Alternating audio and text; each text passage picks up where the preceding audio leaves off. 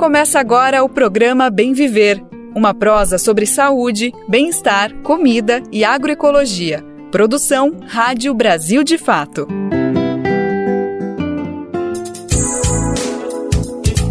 E hoje é terça-feira, dia 19 de novembro de 2024, estamos chegando junto com mais uma edição inédita e fresquinha do Bem Viver, uma produção do Brasil de Fato. Hoje estamos às vésperas do feriado do 20 de novembro, um feriado inédito pela primeira vez. Realmente o país vai parar para pensar sobre a consciência negra, uma data fundamental. Vamos falar bastante sobre isso no programa de hoje e, é claro, ao longo da semana também. Vamos falar também sobre a cúpula do G20, que encerra hoje muitos debates importantes para a gente atender o que está acontecendo no Rio de Janeiro, que está sendo o centro do mundo nesses dias. Bom, meu nome é Lucas Weber, eu tô contigo nessa boa prosa que está começando agora, para saber quais são os destaques que a gente preparou para a edição de hoje.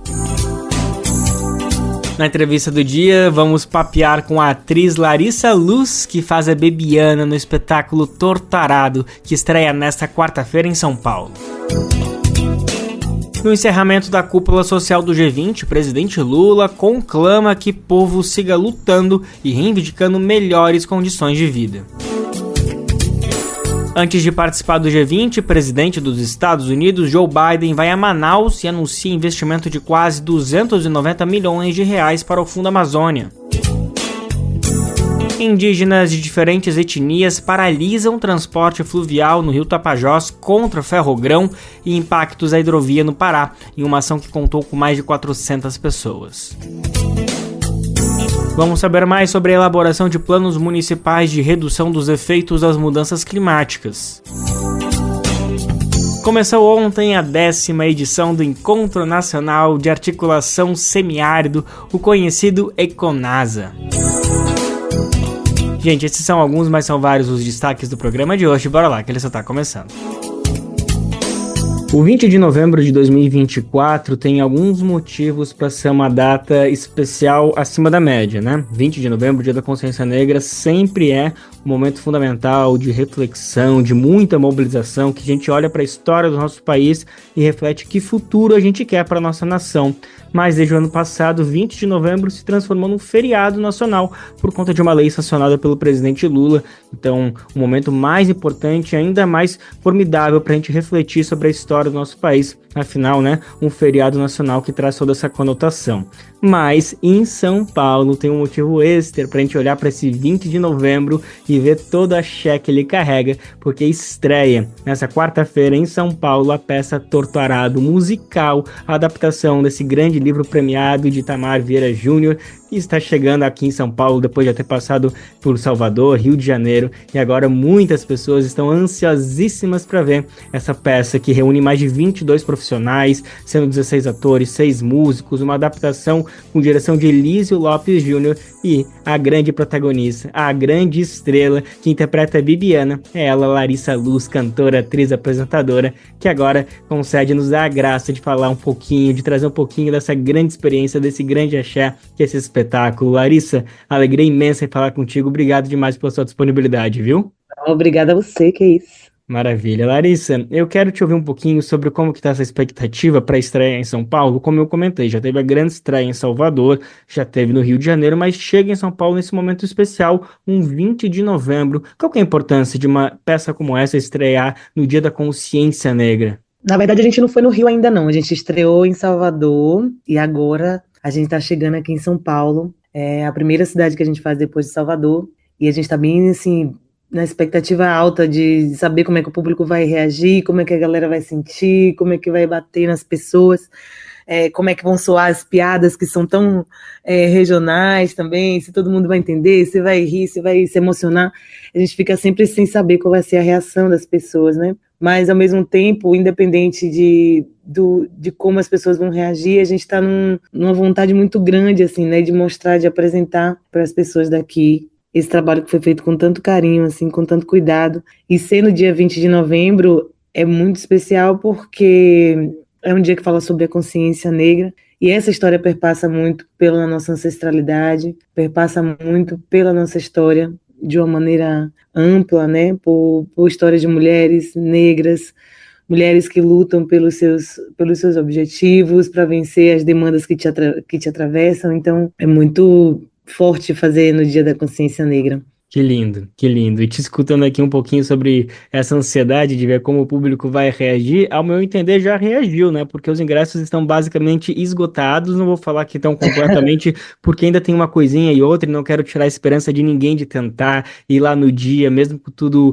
vendido, de tentar uma última, vai que teve uma desistência, porque realmente a gente não pode terminar essa temporada que acaba dia 15 de dezembro, uma temporada longa, né? Basicamente um mês de apresentações e com algum lugar vazio, né, Larissa? Tem que lotar tudo, porque eu tenho certeza que, enfim, falei errado, né, que já passou pelo Rio, na verdade ainda não passou, mas tenho certeza que vai passar, e a expectativa é vocês rodarem o Brasil com esse espetáculo. É mais ou menos por aí, Larissa? Sim, a gente vai rodar e a gente quer ir no Rio também, a gente tem planos de ir ano que vem, e eu acho que é um espetáculo que tem que passar por muitos lugares do Brasil, fala de pautas e coisas urgentes, infelizmente atuais, né? Então, acho que vai ser bem importante a gente passar por outros lugares. E como você falou, né, o público já reagiu, em Salvador foi incrível, assim, a receptividade, a recepção das pessoas, as reações, e aqui já está sendo por conta disso, assim, a procura está grande, muita gente me encontrando, perguntando, né, dos ingressos, perguntando da estreia. Tá muitas pessoas, muitos amigos também da arte, do meio,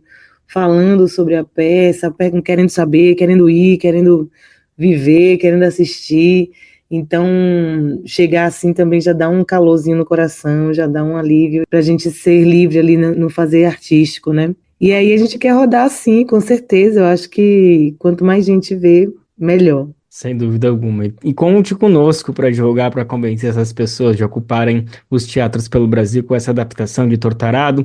A gente está falando com Larissa Luz, que interpreta, que protagoniza a Bibiana, que é uma das duas personagens protagonistas do livro, né? A Bibiana e a Belonísia, que elas são irmãs, elas vivem ali numa região no sertão baiano, próximo à Chapada da Diamantina. No livro não fica tão evidente isso, quer dizer, o Itamar não fala isso com todas as letras, mas é algo que a gente acaba absorvendo, e fala sobre essa condição que boa parte da população do interior do Brasil ainda enfrenta, de um trabalho análogo à escravidão, que, como você muito comentou, infelizmente ainda é uma realidade. Então, é um texto que não é exatamente dos dias atuais, mas ele acaba contando de uma realidade que acontece ainda, e por isso a importância dessa peça circular não só por Salvador, São Paulo, mas por todas as regiões do país. Quero falar um pouquinho mais sobre esse enredo, Larissa, porque teve uma adaptação, pelo que eu entendi, em relação à obra original, né?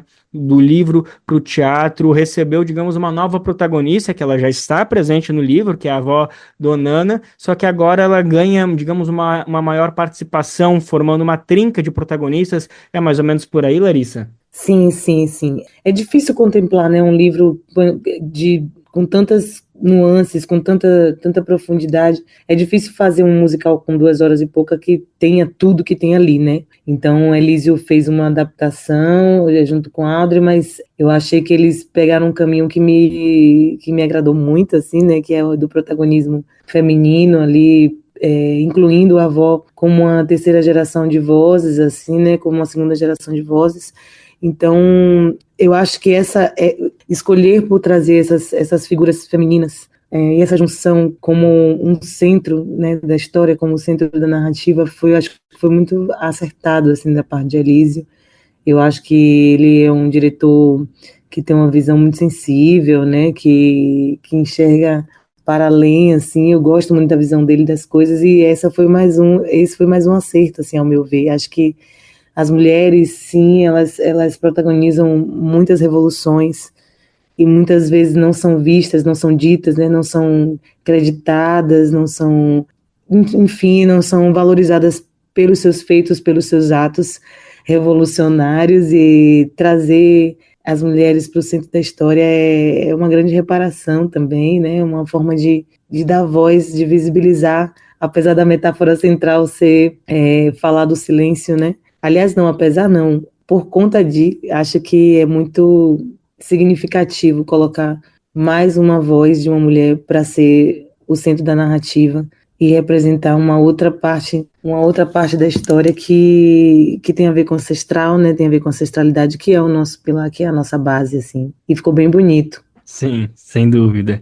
E Larissa, como que foi o teu primeiro contato com o livro Torturado? A primeira vez que você leu, teve contato, de alguma maneira imaginou que iria para os palcos e quem sabe você seria uma das protagonistas? Quando esse livro surgiu, minha mãe foi uma das primeiras leitoras desse livro. Minha mãe é professora de literatura, né? E ela é muito fã, assim, do trabalho de Itamar.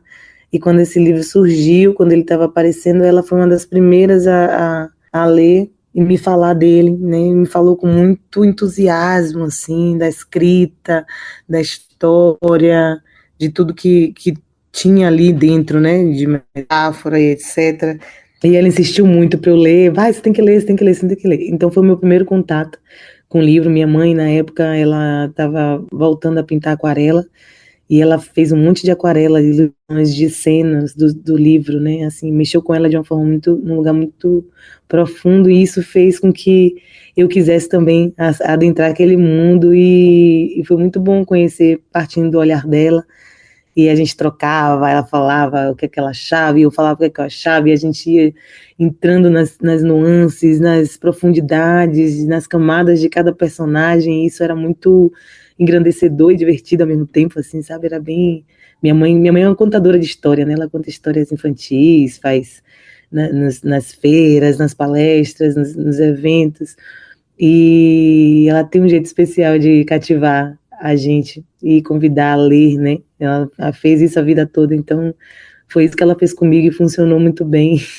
E aí a gente passou a ter um livrinho, um xodó da gente, e eu nunca tinha imaginado que eu ia um dia, né, tá em cena vivendo uma das personagens desse livro, assim. Ela ficou muito feliz e eu fiquei feliz por estar realizando uma coisa que deixa ela feliz, sabe? Então foi muito gratificante também por isso, pela história que a gente já tinha com a narrativa. Poxa, que bonito saber disso, Larissa. Fico aqui também emocionado compartilhando um pouco da tua história, mas muita modéstia da tua parte não imaginar que você poderia estar aí protagonizando, ainda mais porque estamos falando da Elza Soares aqui, né? Ou quem transformou a Elza Soares, essa grande artista de teatro, né? Você protagonizou o musical Elza aí, que esteve alguns anos circulando pelo Brasil, né? Já não tá mais em cena, mas enfim, eu acho que com certeza deve voltar. Eu quero te ouvir um pouquinho mais sobre essa bagagem cultural que tu traz nessa experiência, né, de já ter sido Elza Soares nos palcos.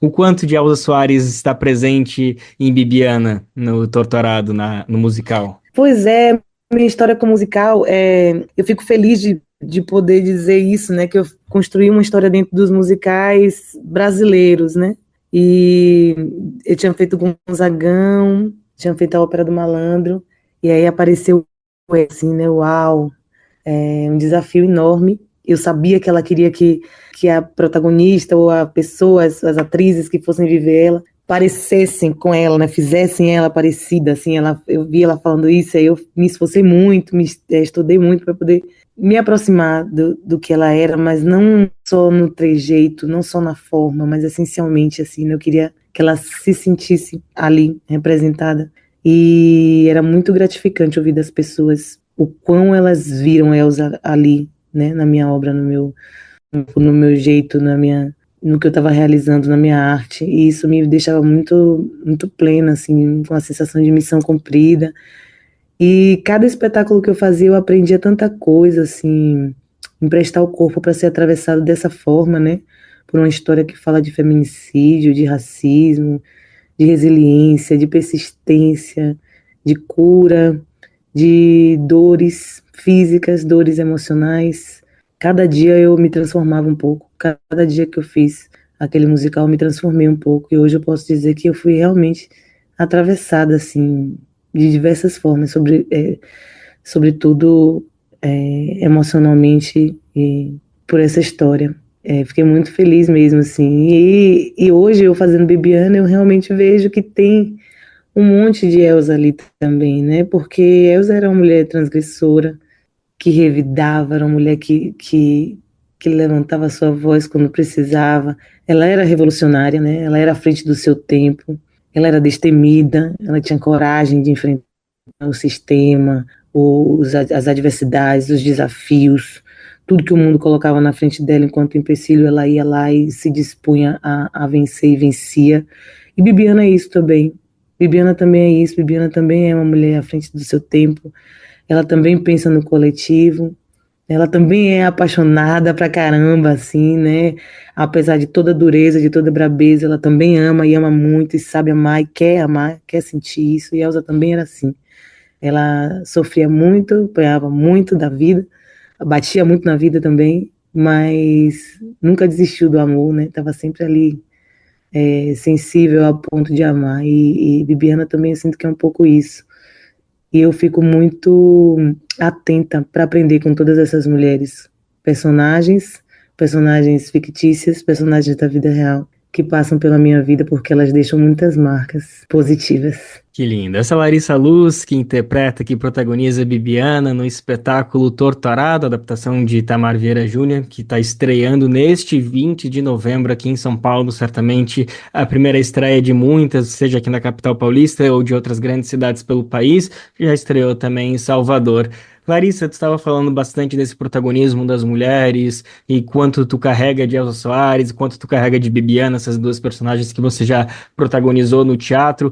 Eu queria te ouvir um pouquinho, agora refletindo, aproveitando esse ensejo do 20 de novembro, sobre a evolução do movimento negro e todas as conquistas que a gente tem visto de conseguir estar pautando tantos debates na sociedade. Se te parece que um grande trunfo, um grande avanço nos próprios debates internos do movimento negro, talvez, seja colocar esse protagonismo das mulheres negras, das mulheres pretas, como também detentoras do conhecimento, da coragem, dessa grande revolução. Te parece algo que eu não vou te dizer inédito, mas algo que a gente precisa valorizar, que começou a se consolidar mais esses últimos anos, ou não necessariamente você compartilha dessa análise? Eu concordo, eu acho que o feminismo negro, ele veio, né, ele aconteceu de uma forma, ele foi acontecendo e hoje é uma grande realidade. Eu sinto que sim, nós tivemos um avanço, uma progressão dentro do fortalecimento desse conceito do feminismo negro, da interseccionalidade, né, de entender as particularidades das mulheres negras dentro do feminismo. Isso, para mim, está posto, assim, a gente realmente andou em relação a isso. A gente tem um monte de coisa, claro, para destrinchar, para esmiuçar, para resolver, mas acho que a gente ter conseguido fazer esse recorte foi muito importante para o movimento, né? Eu vejo as pensadoras, as intelectuais negras muito mais livres e com muito mais espaço hoje do que eu vi antigamente, né? Acho que a gente está tendo mais acesso a essas pensadoras, as vozes dessas pensadoras, principalmente as brasileiras, né? Que veio tomando muito mais espaços midiáticos e etc. Ainda é muito pouco, óbvio, a gente quer muito mais, isso é fato, mas sim, eu acho que está tendo uma, e acho que não vai ter como recuar, assim, não tem como recuar, não tem como a gente dar passos atrás. A gente pode até parar ali, aqui, se deparar com um desafio, mais um novo, um inédito, mas a gente não vai voltar, a gente não vai voltar atrás, né? E quando a gente começou a falar sobre representatividade, sobre aumentar o número, né, de mulheres negras nas TVs, nas revistas, nas imagens, que é importante, né, porque a revolução é estética, a gente precisa se ver, é a materialização dos nossos sonhos, visualmente falando, isso tem um impacto. Isso veio acontecendo, né, depois a gente foi vendo também a mudança acontecendo dentro desse âmbito intelectual, que também foi muito, muito importante.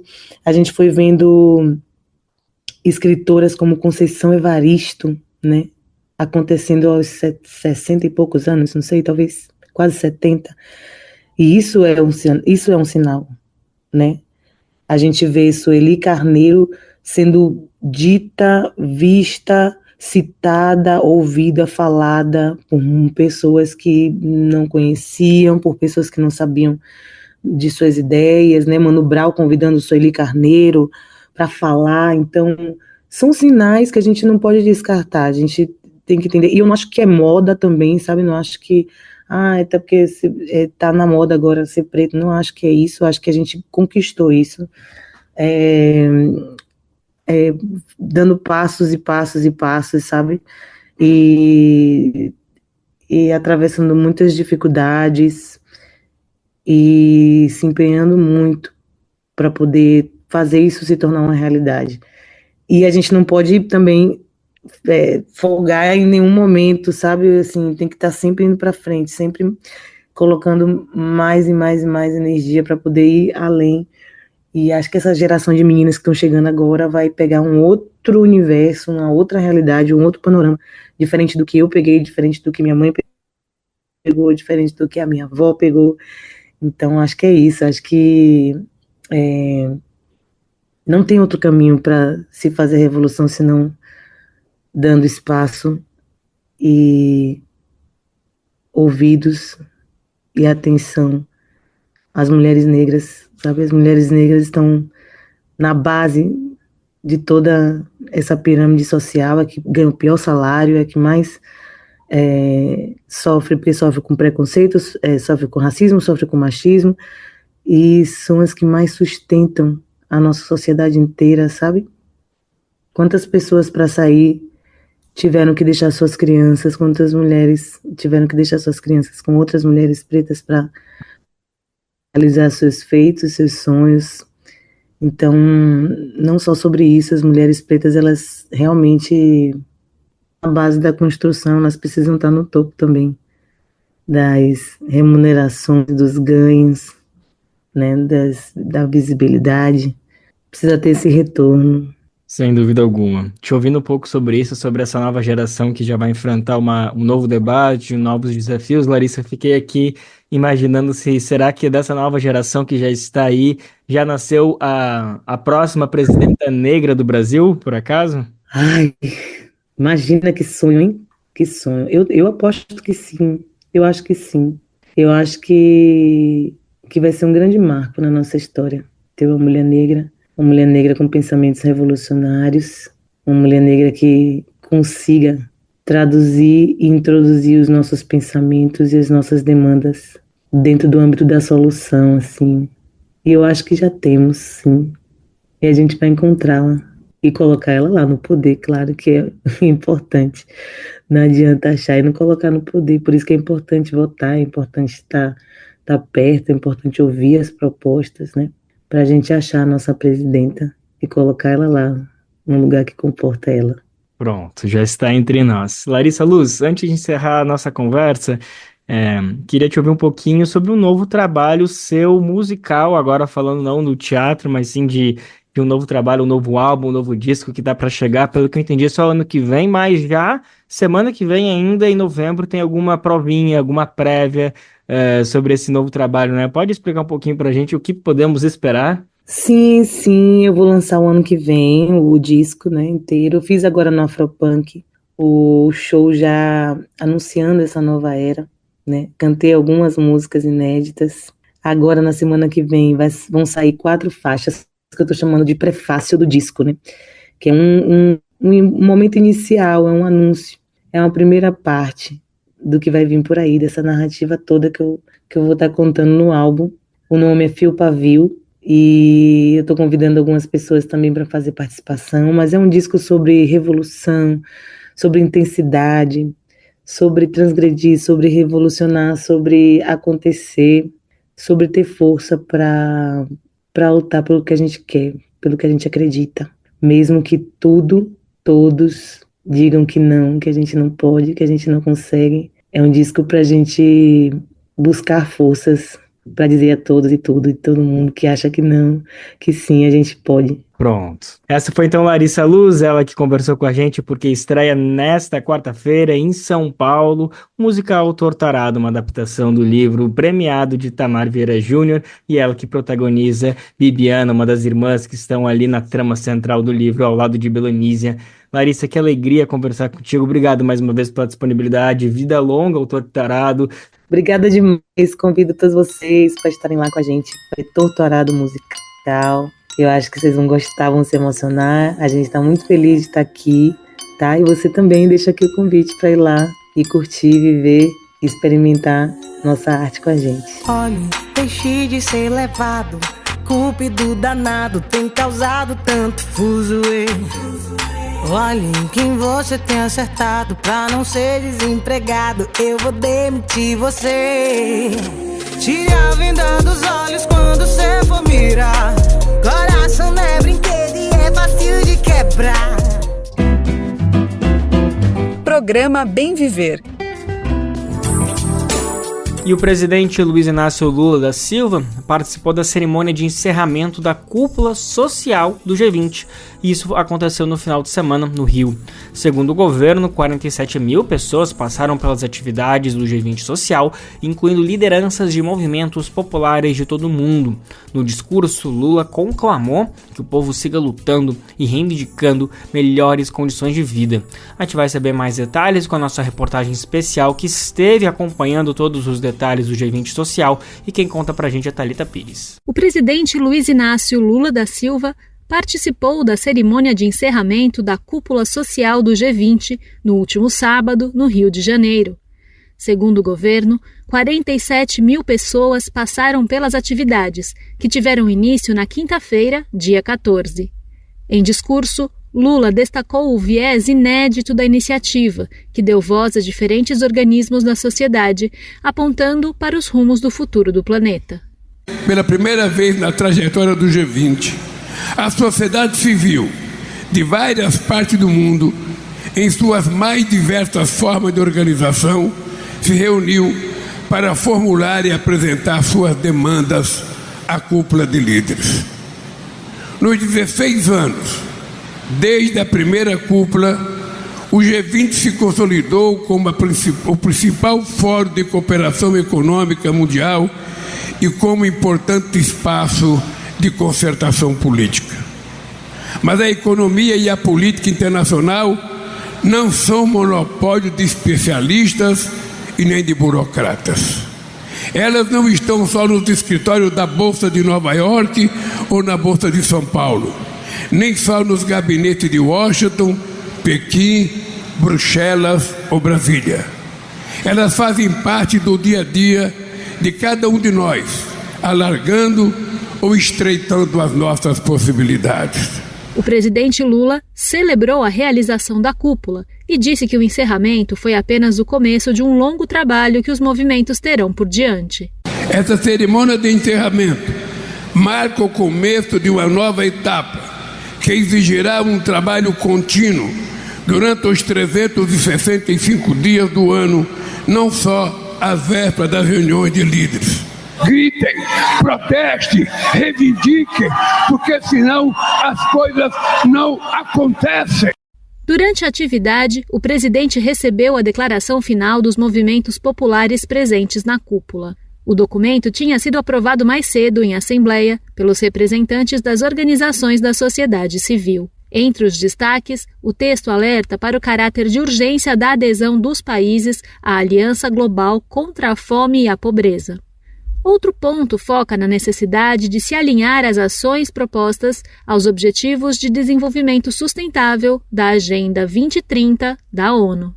A declaração defende ainda o incentivo à produção agroecológica e a centralidade do trabalho para a garantia da segurança alimentar e da superação da pobreza. Márcio Macedo, ministro da Secretaria-Geral da Presidência da República e coordenador do G20 Social, atribuiu ao presidente Lula o sucesso da atividade. Esse aqui foi um momento muito significativo e ele só foi possível por causa da sensibilidade e da determinação política do presidente Lula.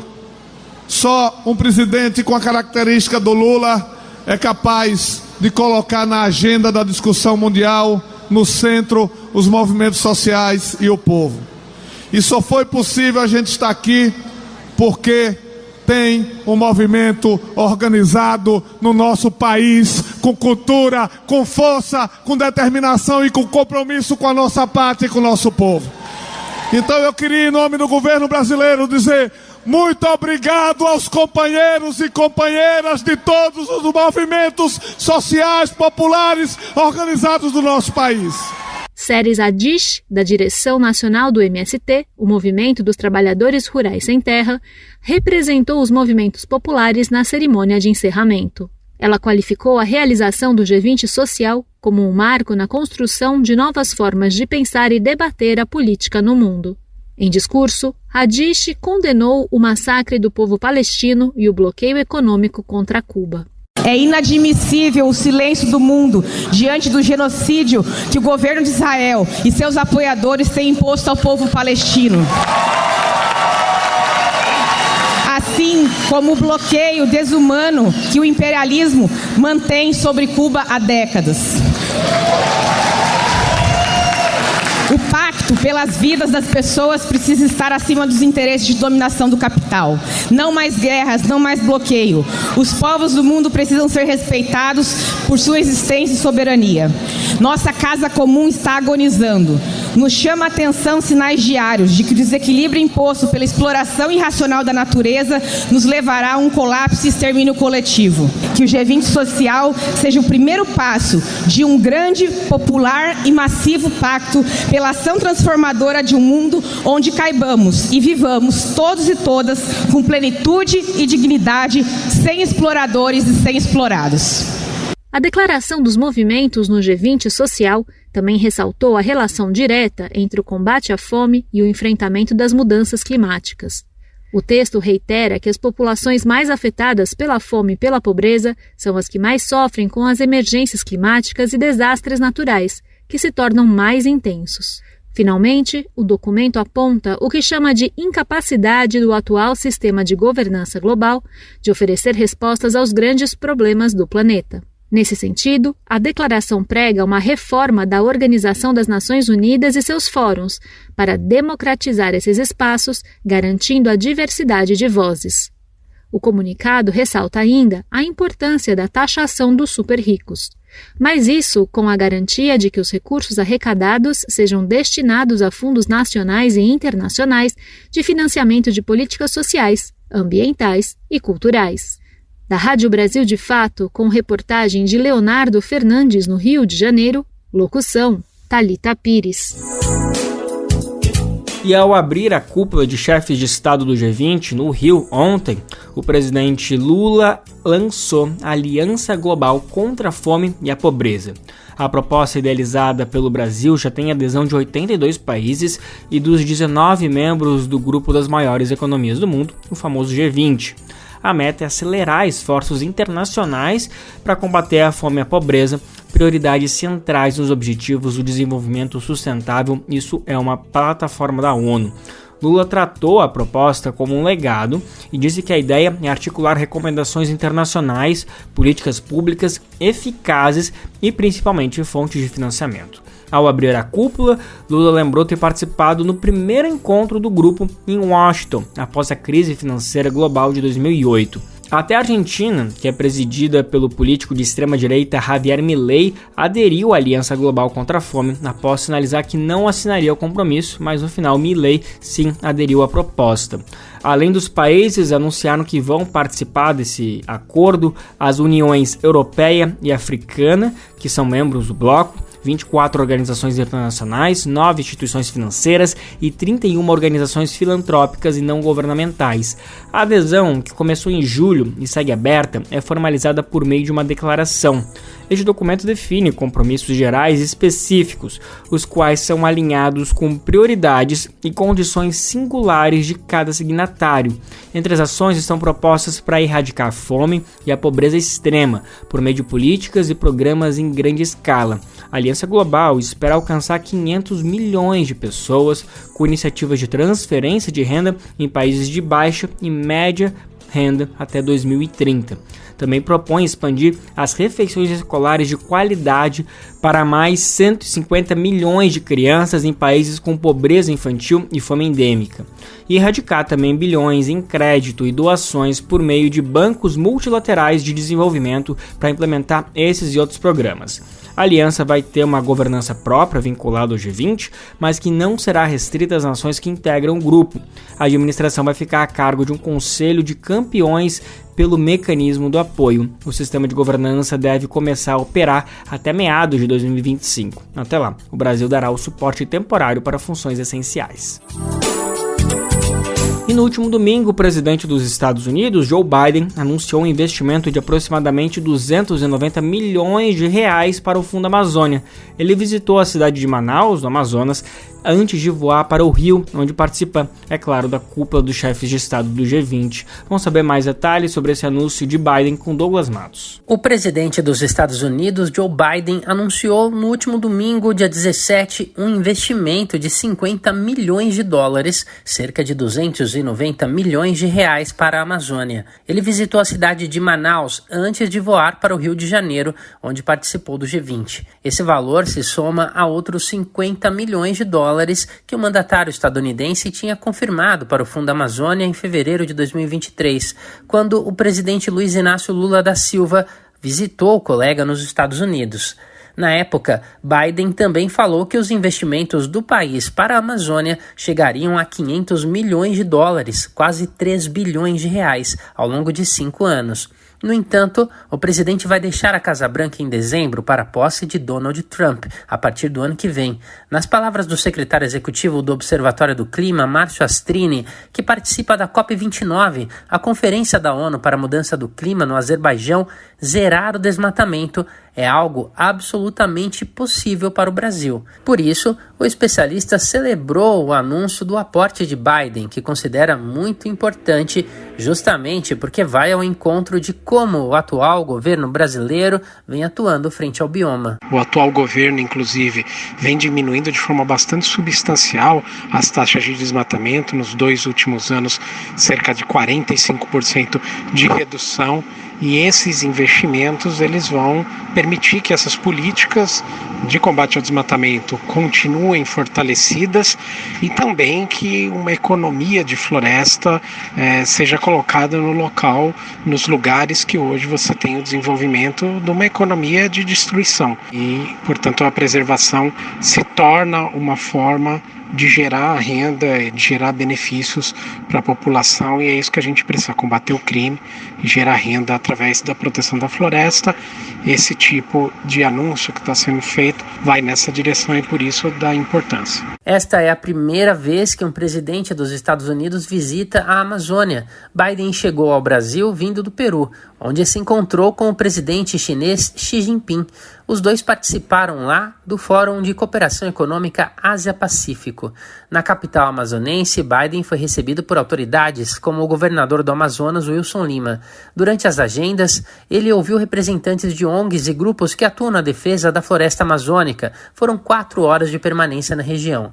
Márcio Astrini celebra que os investimentos agora estão indo para o Fundo Amazônia, trazendo efeitos na prática. Os Estados Unidos chegaram a já depositar cerca de 50 milhões de dólares no Fundo Amazônia nesse último período. Pelo anúncio, parece que a gente vai ter mais um depósito de 50 milhões e o Fundo Amazônia tem demonstrado ao longo do tempo que é um instrumento fundamental para o combate ao desmatamento e combate ao crime ambiental, uma vez que quase todo o desmatamento na Amazônia acontece na ilegalidade. O Fundo Amazônia foi criado por iniciativa do Brasil durante a Conferência Mundial do Clima, a COP12, em 2006, no segundo mandato de Lula na presidência da República. Gerido pelo BNDES, o Banco Nacional de Desenvolvimento Econômico e Social, o programa tem como objetivo angariar contribuições voluntárias de outros países para combater as emissões liberadas por meio do desmatamento, além de fomentar a conservação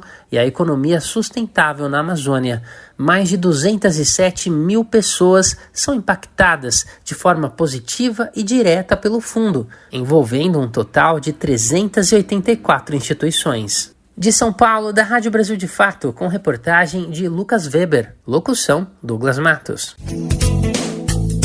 Um ato que reuniu cerca de 400 pessoas paralisou por 6 horas o transporte fluvial do rio Tapajós, na região oeste do Pará, no final de semana. O ato reivindicou o cancelamento do projeto da Ferrogrão. É uma ferrovia que visa ampliar o escoamento de produção de grãos do Mato Grosso. A manifestação fez parte do 7º grito ancestral do povo tupinambá. Também participaram os povos Munduruku, Arapium, Kumaruara, Jaraqui, Tapajó, Tapiuá, Apiacá Caiapó e comunidades ribeirinhas do Baixo Tapajós e da Montanha Imangabal. As informações que a gente vai saber mais detalhes é com Douglas Matos. Um ato que reuniu cerca de 400 pessoas paralisou por 6 horas o transporte fluvial do rio Tapajós, na região oeste do Pará, pedindo o cancelamento do projeto da Ferrogrão, a ferrovia que tem o objetivo de ampliar o escoamento da produção de grãos do Mato Grosso. A manifestação ocorreu no sábado, dia 16, e fez parte do 7º grito ancestral do povo tupinambá. Reuniu povos Tupinambá, Munduruku, Arapiuns, Kumaruara, Jaraqui, Tapajó, Tapuia, Apiacá, Caiapó e de comunidades ribeirinhas do Baixo Tapajós e de Montanha Imangabal. Raquel Tupinambá, coordenadora do Conselho Indígena Tupinambá do Baixo Tapajós, Amazônia, conversou com a reportagem do Brasil de Fato sobre o protesto. Eles estão nos impedindo de pescar e matando o rio Tapajós para exportar soja para a China e para a Europa. Se a Ferrogrão for construída, a situação vai piorar ainda mais. Por decisão do STF, o Supremo Tribunal Federal, a autorização para construir o trem está parada e depende de um aval concedido pela própria Suprema Corte. O empreendimento está nos planos do governo federal e tem como objetivo aumentar e escoar a produção de soja e milho do centro-oeste do Brasil. De acordo com estudos preliminares apresentados pelo Ministério dos Transportes, os quase 1.000 quilômetros de trilhos entre Sinop, no Mato Grosso, e Miritituba, no Pará, aumentariam o volume de exportação de grãos pelo rio em mais de 6 vezes até 2049. O projeto é impulsionado por corporações como a Amagi, ADM, Bund, Cargill e Dreyfus, além de produtores de soja e milho no centro-oeste brasileiro que pretendem baratear a exportação de grãos. O trem vai cortar ao menos 6 terras indígenas onde vivem 2.600 pessoas, além de 17 unidades de conservação. Presente no ato, Raquel Tupinambá teme que, para aumentar o trânsito e a navegabilidade de balsas no rio, sejam feitas obras de dragagem e explosão dos pedrais, que são sagrados para os povos indígenas. A Ferrogrão vai aumentar o desmatamento na região para produzir mais soja e vai também aumentar a destruição do rio, porque eles querem escavar o leito do Tapajós e explodir os pedrais, que são espaços importantíssimos para nós, povos indígenas. A ferrovia vai aumentar os impactos do corredor logístico, o que já nos afeta. E até agora, nós, povos indígenas, ainda não fomos consultados. Um dos motivos do protesto foi divulgar a petição que pede o fim ao projeto do Ferrogrão. A Aliança contra o projeto já reúne 39 movimentos e organizações da sociedade civil. O ato, que ocorreu no último fim de semana, foi pensado para ecoar durante a COP29, a Conferência da ONU sobre o Clima, que ocorre até o dia 22 deste mês no Azerbaijão. O evento conta com a presença do vice-presidente Geraldo Alckmin e da ministra do Meio Ambiente, Marina Silva. De São Paulo, da Rádio Brasil de Fato, locução Douglas Matos. Calor extremo, seca prolongada e chuvas acima da média. Esses extremos estão sendo cada vez mais frequentes com o avanço das mudanças climáticas. E nesse cenário, uma das questões que precisam ser vistas é a preparação das nossas cidades para lidar com essa realidade. De acordo com o governo federal, 2.000 cidades no país estão sob risco de impactos oriundos do clima extremo. O levantamento foi divulgado no início deste ano e alerta sobre deslizamentos de terra, alagamentos, enxurradas e inundações também. Os 5 estados com mais municípios nessa situação são Minas, São Paulo, Rio, Bahia e Pernambuco. Nesses 2 estados nordestinos foram identificadas áreas vulneráveis à seca e enchentes também. O Ministério da Cidade segue apoiando a elaboração de planos municipais para redução de riscos nessas cidades. O trabalho é feito pela Secretaria Nacional de Periferias em cerca de 10 municípios do país. Os planos contam ainda com a parceria de serviços geológicos do Brasil. A iniciativa foi apresentada a outros países na reunião do G20, realizada no fim de outubro em Belém, no Pará. Para entender como vão funcionar esses planos e a situação do Nordeste, a gente vai ouvir Leonardo Varallo. Ele é coordenador geral de Plano de Redução de Risco da Secretaria Nacional de Periferias do Ministério das Cidades. Leonardo foi entrevistado pela jornalista Helena Dias no programa Trilhas do Nordeste do Brasil de Fato Pernambuco. O coordenador explicou sobre as escolhas de cidades para a elaboração dos planos de redução de risco. Além desses 10 municípios, a gente já tem em andamento outros 20 PMRR com 16 universidades públicas espalhadas pelo Brasil. Tá? São universidades que vão desde o Rio Grande do Sul até o Amazonas, passando aí por diversos estados do Brasil, né?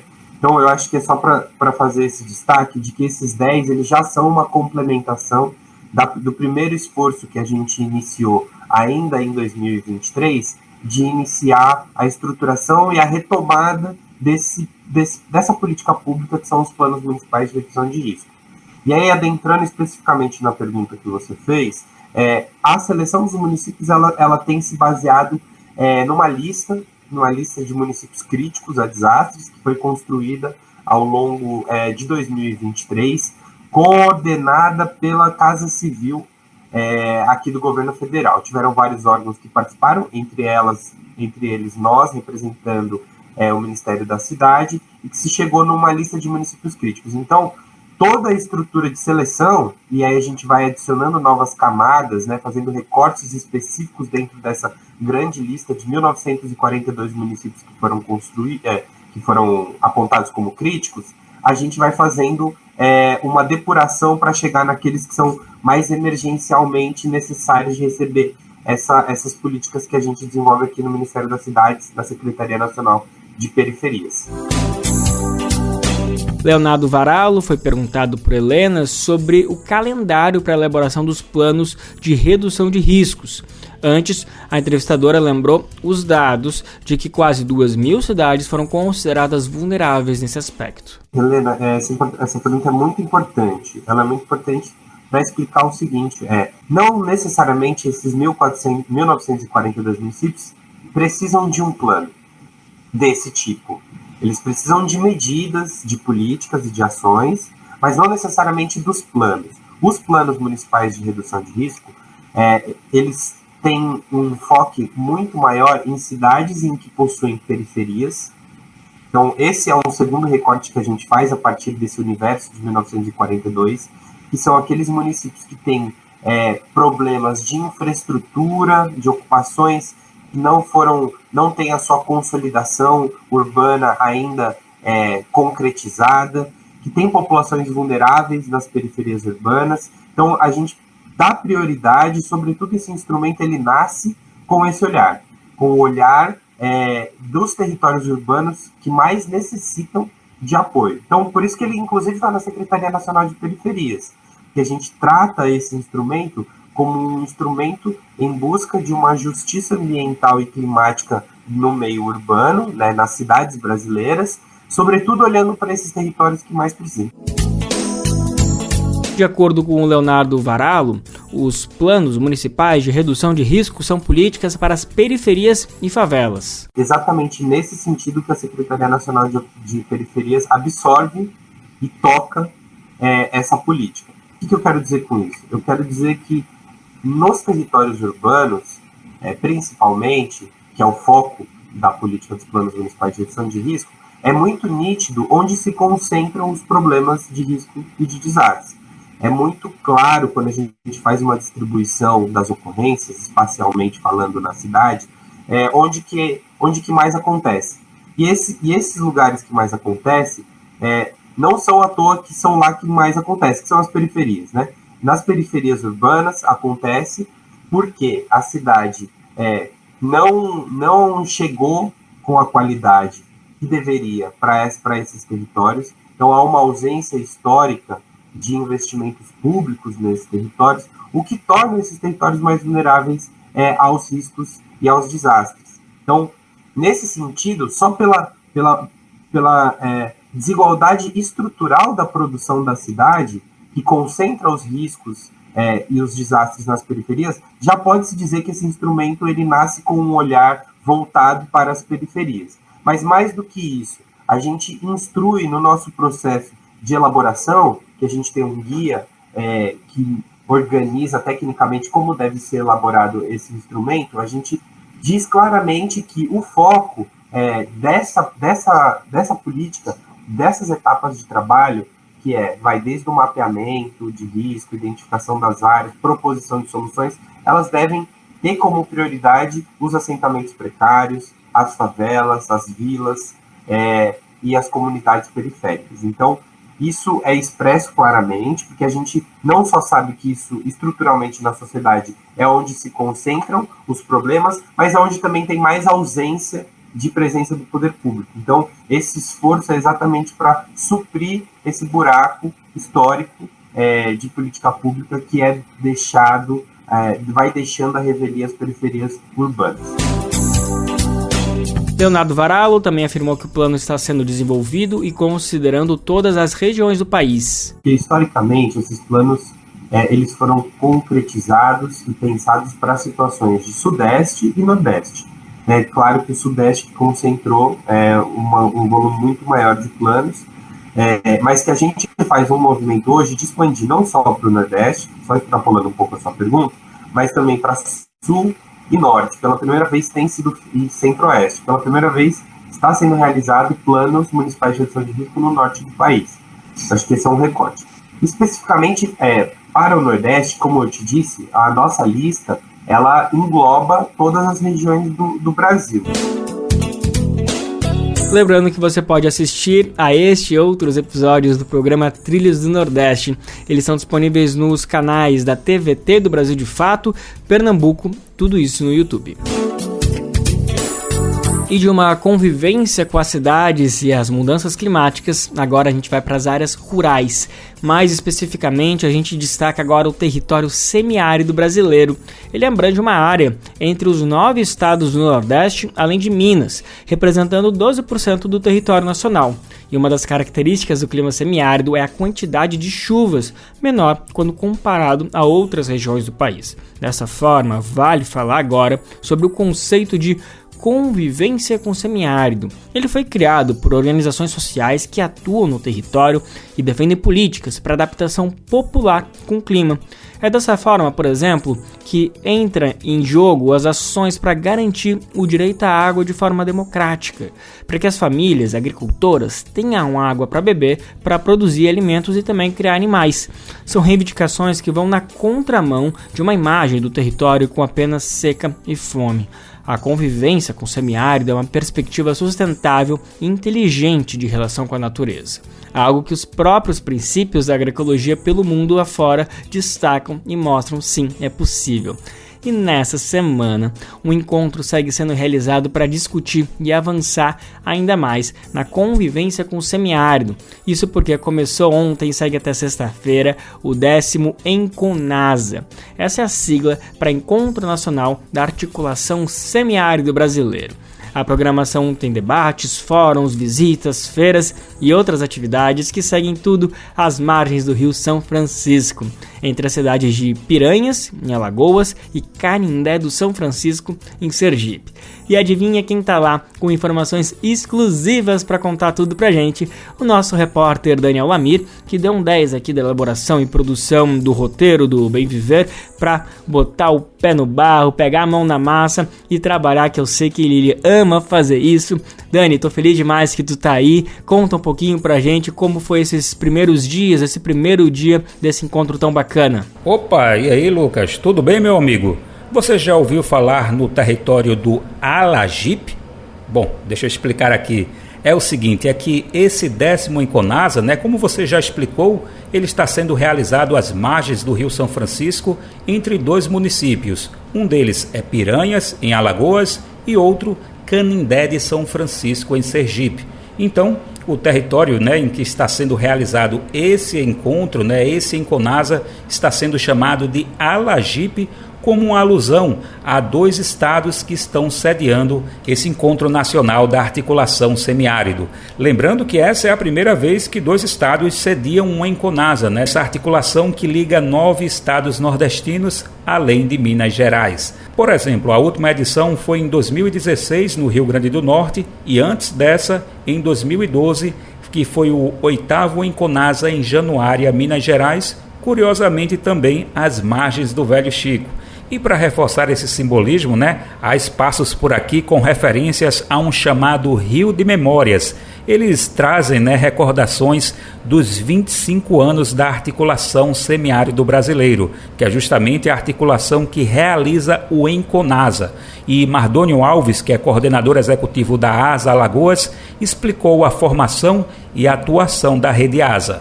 A articulação do semiárido brasileiro é uma rede de organizações da sociedade civil organizada em 10 estados brasileiros. Ela se constituiu em 1999 e é resultado de um processo de organização e de lutas sociais que antecederam a esse período.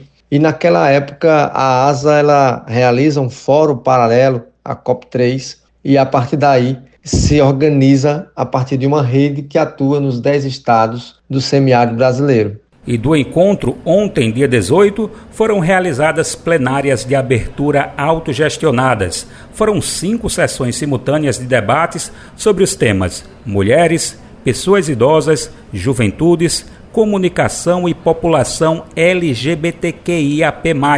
Essas sessões aconteceram na Praça do Giradouro, que fica aqui no Centro Histórico de Piranhas, no estado de Alagoas. Essas plenárias, elas iniciam os debates para a discussão de políticas públicas para o desenvolvimento do semiárido, pautado na proposta de convivência com os territórios. Nesta edição, o tema é Semiárido Vivo, por justiça socioambiental e democracia participativa. Estão presentes cerca de 700 participantes e desse total, 350, metade, são agricultores familiares daqui do Nordeste e de Minas Gerais. Essas plenárias autogestionadas, elas são mobilizadas por representantes das ASAs estaduais e têm o objetivo de apresentar expectativas e discutir os novos desafios que estão postos nas diversas realidades do semiárido. Mardônio também falou para a gente sobre algumas das pautas que estarão presentes nesta edição, que é o 10º Enconasa. Então, o 10º Enconasa ele vem justamente consolidar as ações da ASA nesses 25 anos como políticas públicas adequadas, adaptadas à realidade do homem e da mulher do campo, da permanência da juventude, de trazer um debate de uma comunicação voltada para a realidade do semiárido, com os aspectos de que é possível conviver, é possível sim estabelecer uma relação do homem, da produção e da natureza, de produção de energias limpas, renováveis, mas na perspectiva descentralizada, sem agressão ao meio ambiente, sem a concentração de renda. O Enconasa ele se consolida por ser esse ambiente de formulação de políticas públicas. Então será um encontro de celebração, de denúncias, mas também de anúncios de novos programas, de novas perspectivas para que o semiárido seja cada vez mais um espaço vivo, rico e de vidas dos povos sertanejos com dignidade no campo e com a relação harmoniosa de produzir alimento, de alimentar o campo e alimentar também as cidades. Bom, e hoje, terça-feira, dia 19, serão realizadas visitas às experiências de convivência com o semiárido. A programação segue até sexta-feira e vamos conferindo tudo aqui às margens do nosso lindo velho Chico. É isso, Lucas. Eu fico por aqui e amanhã trago mais informações sobre o 10º Enconasa, daqui diretamente do território do Alagipe. Na inspiração da interpretação de Geraldo Azevedo e Alceu Valença, com a clássica Riacho do Navio, a gente encerra a edição de hoje. Riacho do navio corre pro Pajeú, o rio Pajeú vai despejar no São Francisco, Rio São Francisco vai bater no meio do mar. O rio São Francisco vai bater no meio do mar.